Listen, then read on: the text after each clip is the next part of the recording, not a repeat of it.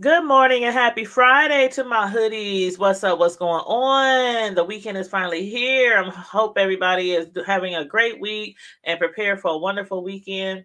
Make sure you guys, please, on your way in, like the video, share the video, and subscribe to the Hood Table. If you could for me, please. Thank you so very kindly. Now, as you know, I've been following this R. Kelly saga for some time now, and every time some new information come up or some updated pieces fall into this whole situation, I always come back to give you guys some information. So, on that note, R. Kelly and his lawyers has submitted some more questions to potential jurors for the jury selection.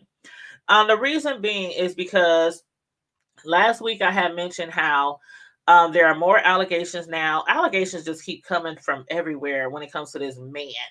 And it's understandably why.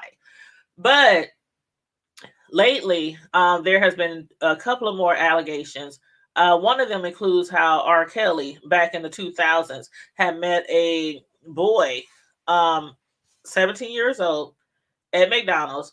Back in the day, R. Kelly used to hang out around the McDonald's all the time near a school where he would like talk to kids, and that's where he met a lot of his kids, and not a lot of his kids, but a lot of his alleged victims.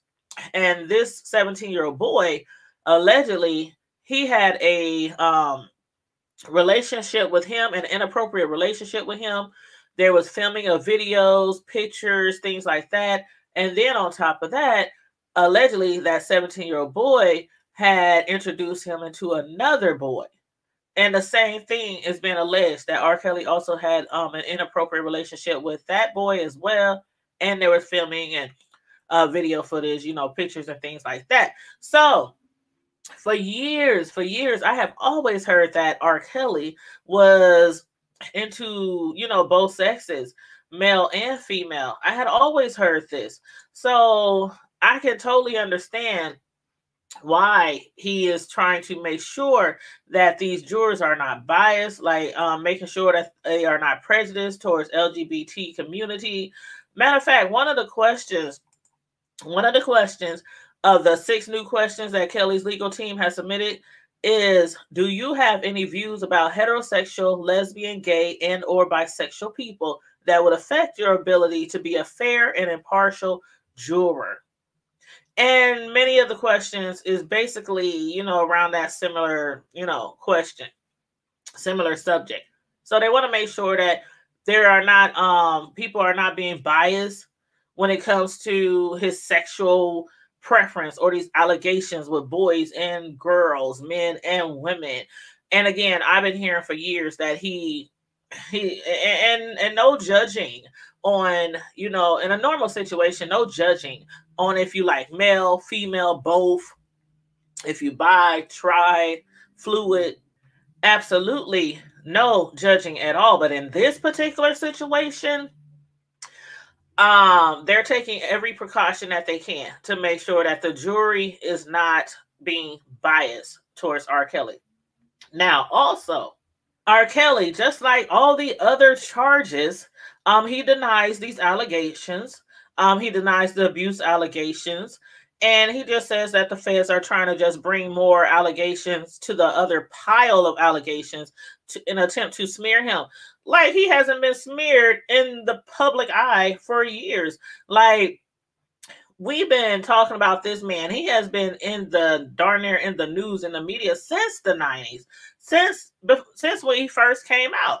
And then after the Aaliyah, and speaking of Aaliyah, as far as that is concerned, they are planning for the jury to hear how R. Kelly illegally wed Aaliyah when she was underage. And this will be heard during his sex trafficking trial. The last pretrial hearing before R. Kelly's federal sex trafficking trial begins next week featured a long list of what will and will not be heard by the jury, including his secret marriage to teenage singer Aaliyah. As a lot of us know, the story of Kelly and Aaliyah. Aaliyah died in 2001 in a plane crash. Rest in peace to that beautiful girl.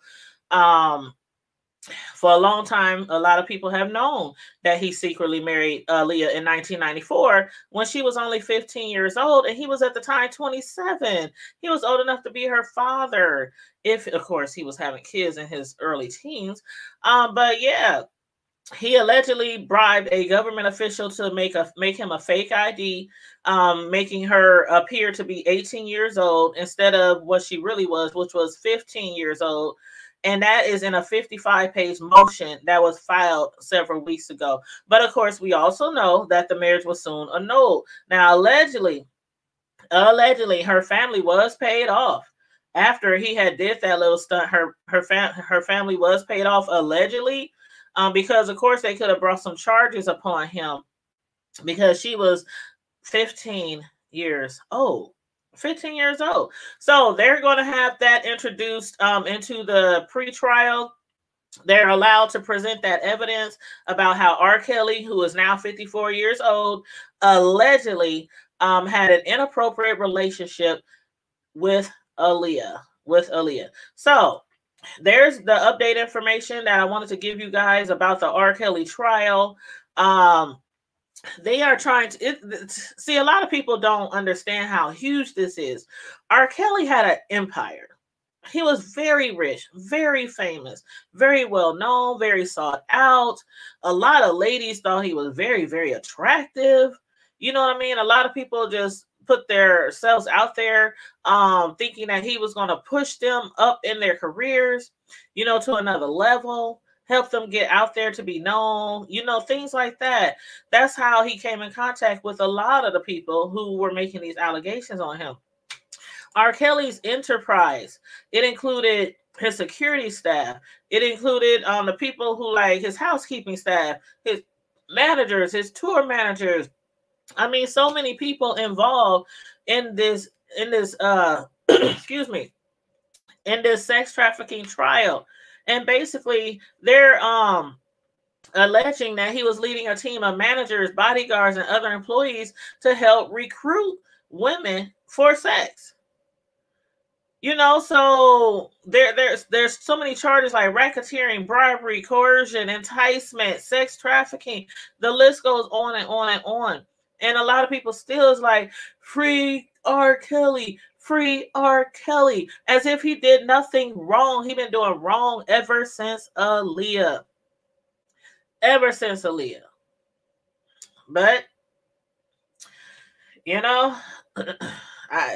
people see it how people see it, but you just cannot deny the truth. You just cannot overlook the truth.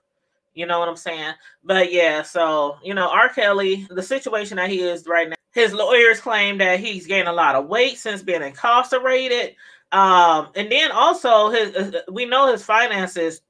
He really doesn't have any right now. His finances, his funds has been depleted because he's been unable to work for the last few years because he's been locked up. So his lawyers are also asking that the court transcripts be provided at no cost because of the fact that he has no funds. He has no funds. And when we're talking about no funds, allegedly, a lot of his funds were depleted even before this whole situation started a few years ago. Because allegedly, just like they say about Aaliyah's family, a lot of other people have been paid off throughout the years. A lot of other families, a lot of other underage kids has been paid off. Hush money. Hush money. Hey, we cannot forget how he got locked up and he had to get his homegirl to put up that $100,000 for him to get locked out. Get let out. Because he couldn't even afford his child support. He couldn't afford bond. And even when she did put that money up, they still didn't want to let him out because of the fact that he owed all that child support. So the money that his homegirl, had put up for him to be released, that went to the child support. But yes, we will be talking about more of this tonight, y'all, on Friday Night Live, 9 p.m. Central Standard Time. Make sure you guys tune in if you are around, because you know how we get down and clown on Friday Night Lives. Friday Night Lives be lit. It be litty lit. We have a panel.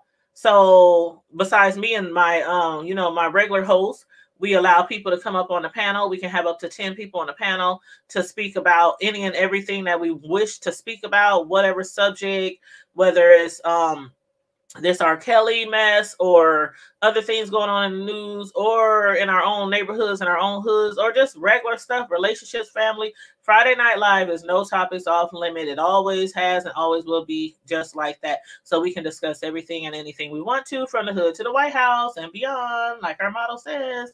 And on that note, everybody, again, make sure you like and share this video. Make sure you subscribe to the Hood Table if you're not already subscribed to the Hood Table. And stay safe, be blessed, remain vigilant at all times, and never forget to keep it hood. Bye.